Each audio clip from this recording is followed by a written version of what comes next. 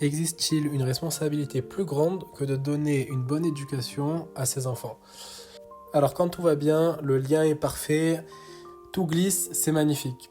Mais quand il y a un petit problème, que l'enfant fait une bêtise, on est face à un grand dilemme. Soit ne rien dire, ne pas corriger et à ce moment-là tenter de maintenir le lien pour ne pas blesser l'enfant et ne pas perturber le bon lien qu'on a entre lui et nous. Soit le fait de devoir corriger, car l'éducation est très importante, mais au risque de casser quelque chose dans le lien qu'on a avec lui. Alors quoi faire dans ce dilemme-là? Quoi choisir?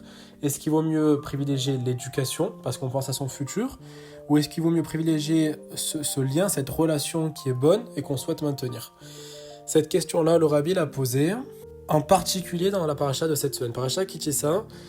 Malheureusement, nous voyons ici les Bnei Israël 40 jours après avoir reçu les 10 commandements, faute dans l'idolâtrie en créant un veau d'or. Comme on le sait, Moshe Rabbeinu se trouve sur le Har Sinaï pour recevoir les tables de la loi et les amener aux Bnei Israël. Et pendant ce temps, une partie des Bnei Israël sont en train de fauter en faisant Avodah Zara et en étant infidèles envers Hachem. Et là, Moshe Rabbeinu descend avec les tables de la loi et assiste à ça. Et là, il est aussi face à un dilemme. D'un côté, on appelle Torah Moshe, Torah Tzivalano Moshe Moracha. C'est la Torah de Moshe. Il est tellement attaché à la Torah, Hachem lui a donné. Il éprouve de l'amour pour la Torah, il éprouve de l'amour pour Hachem. Il se doit d'être fidèle envers ça. D'un autre côté, on sait que Moshe Rabbeinu était le manig, était le dirigeant, le responsable de tous les Bnei Israël. Il avait une relation particulière avec chacun. Et il les aime, il sait que c'est les Bnei Israël, il sait que c'est le peuple élu. Il a traversé tout l'exil et puis la délivrance avec les Bnei Israël. Et là, il est face à un dilemme. Le dilemme de donner la Torah parce qu'il aime et parce que Hachem lui a donné cette mission, ou le dilemme de devoir détruire, casser l'étape de la loi parce qu'il aime trop les Bnei Israël et qu'il ne veut pas casser ce lien qu'il a avec eux, au risque de décevoir Hachem en cassant l'étape de la loi afin de les sauver. Alors évidemment, chacun peut se poser la question, qu'est-ce qu'il aurait fait? Hachem nous donne une mission, nous demande d'écrire l'étape de la loi, puis nous dit de les descendre au Bnei Israël. Et à ce moment-là, on est face à ça. Qu'est-ce qu'on aurait fait nous? Est-ce qu'on aurait quand même descendu? Est-ce qu'on aurait arrêté, cassé comme Moshe Rabbeinu?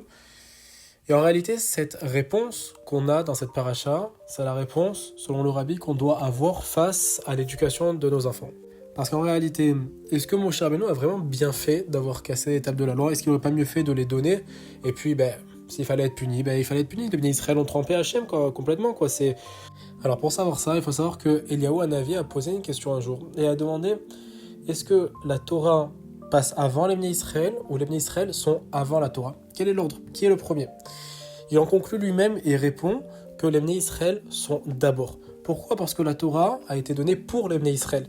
En réalité, la Torah, est comme une éducation, a été donnée pour les Bnei Israël. En soi, s'il n'y a plus de Bnei Israël, la Torah ici reste vide, il n'y a plus de peuple à qui être attribué. Les gens pensent souvent que la Torah vient avant tout, au risque de tout, même au risque des Bnei Israël, au risque de son prochain. Et en soi, première leçon qu'on apprend ici, c'est que Eliyahu Hanavi nous dit non, la Torah a été donnée pour les Bnei Israël. En soi, si tu dois faire un choix, sache que c'est d'abord ton prochain, d'abord le juif, et après la Torah. Ainsi, lorsque Moshe Rabbeinu comprend cela, et sait que s'il n'y a plus de Bnei Israël, parce qu'il va descendre la Torah, les Bnei Israël vont finalement être exterminés à Hashem Yishmor, ce qu'il ne saura pas. Mais au final, si c'est le cas, la Torah va rester seule. Moshe Rabbeinu se retrouvera avec les tables de la loi, mais plus personne pour les appliquer.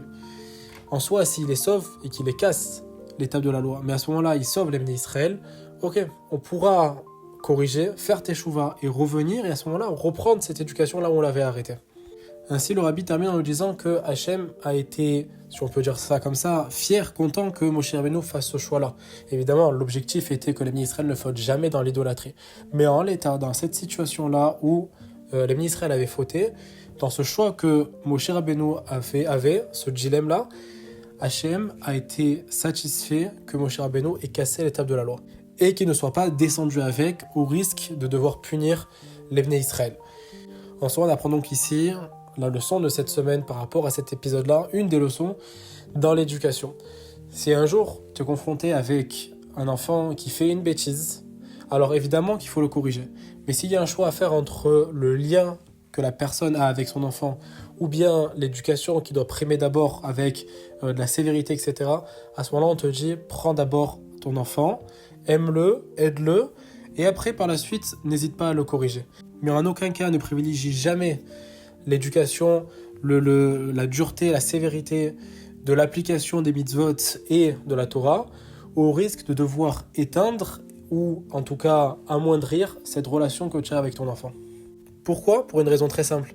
Si maintenant ton enfant coupe le lien avec toi, toute l'éducation que tu auras voulu lui donner, tout ce que tu as appris et ce que tu voulais transmettre ne servira plus à rien, puisqu'il n'y aura plus personne à qui la transmettre.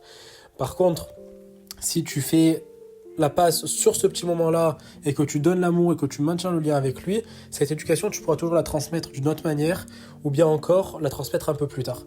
Donc à nous de savoir appliquer et que Bezrat Hashem, on puisse toujours rester fidèle à Hashem et avoir des enfants qui respectent la volonté de Dieu. Besorot Tovot, Shabbat Shalom.